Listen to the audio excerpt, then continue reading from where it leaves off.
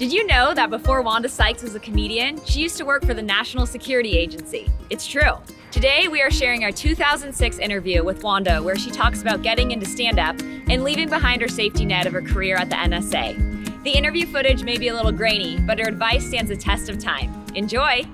So sometimes it's being in a place where you know, okay, I know this is not what I want to do, that pushes you to go ahead and roll the die and try to, go after what it is that you really enjoy. And for me, it was comedy. It was something on the radio I heard where it was a talent show, and comedy was a category. And I just sat down and said, I'm going to write some jokes. And I went down to the audition. I got on the show and had a great time. And everything just kind of opened up from there. I just continued to, write. I continued to go on stage. And the more I did it, the more I knew that this is why I'm here on earth. This is what I'm supposed to be doing. Was there ever a point though where you thought that, okay, I need to give this up, it's just not working, I need to go back and work for NSA? And whenever I had those feelings like, okay, you know what, maybe I should go back. I had health benefits and stuff. What am I doing? And the thought of going back, doing something else, once I had a taste of what it could be like, I just couldn't do it. So what was your biggest hurdle then, would you say?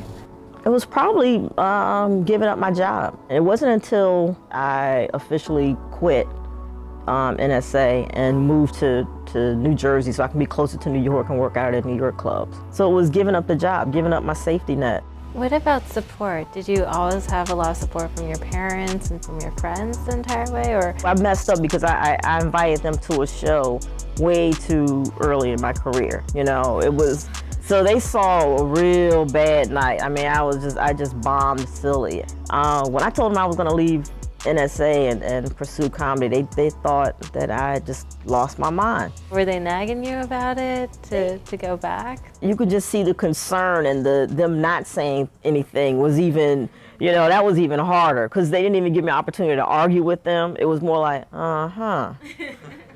yeah, okay. It was more of that. Was there ever a point in which you were, when you had that really bad show and you're just like, what am I doing? I guess I would always think of the positives, even when it was hard, even when, I bombed and, and people booed, or, people walked out on me, or I just had horrible sets, and, I couldn't sleep for like 3 days. As bad as it got, it didn't make me quit, because it just felt really good, and it felt like it's what I was supposed to be doing.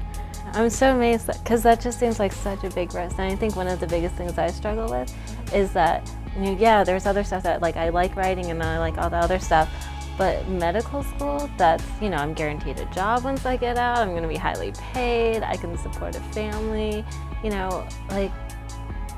But will that make you happy? Well, but you look at everything, in our society, it tells me yes. Right. And we've had other interviews in which a person, they've told us, well, you need to look 10 years or 20 years ahead, and you need to figure out where you're living, what kind of house you have, are you married, are you not, do you think that's too much? Yeah, because do you really know what kind of house you want to live in?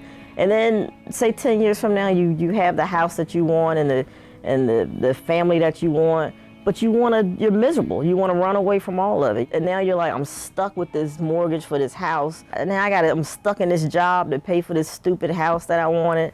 And, it's, it's like you're talking things. You're not talking about what is it that's going to make you happy. What is it? What is that thing that you love getting up and going to work? We're just so conditioned to get a good job and you work and you get the family and the house and and we don't think outside the box. Don't think money first. I guess that's it. You don't think money first and the pay scale. Don't think of that first. Think about what's going to make you happy first, and then I guarantee you the money will come. To me, there's no greater feeling than making a living doing something that you enjoy doing. Once you figure that out, you won. Thanks for watching. If you enjoyed this video, we'd love for you to give it a thumbs up, and be sure to hit that subscribe button before you go. Bye. Bye.